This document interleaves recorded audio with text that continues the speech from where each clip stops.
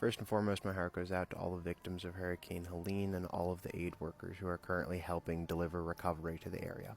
And to give some grace, I will say that when it comes to a natural disaster, a lot of the times you're going through panic, you're going through trauma, and you tend to post the first thing that you see without necessarily fact-checking it, without necessarily logic-checking it, and I completely understand it if it's from a victim or one of their families.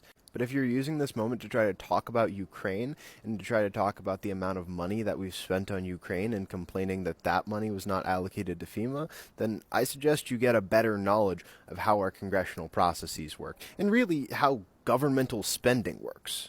Because we're not really giving money to Ukraine, we're giving money to defense manufacturers who are manufacturing weapons that we are then sending to Ukraine. So realistically, we're doing like a targeted economic stimulus just in the defense manufacturing sector.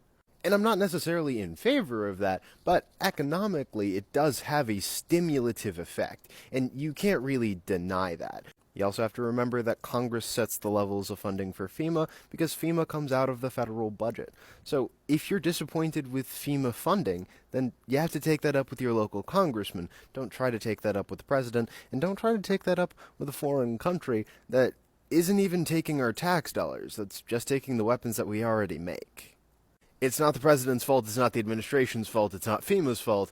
It is Congress's fault at the end of the day if FEMA is underfunded.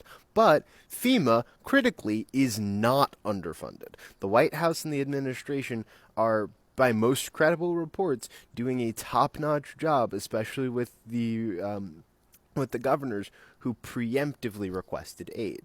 And with that being said, federal response is always going to be lacking in certain areas. It's always going to be inequitable, as it always is. But it's critical to remember what are systemic inequities versus what are targeted inequities. And critically, neither set of inequities has anything to do with Ukraine, or really with the federal government's other foreign spending.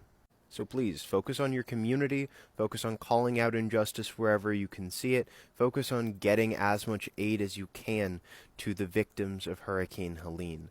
But don't spread misinformation, and don't leverage a crisis to do it especially.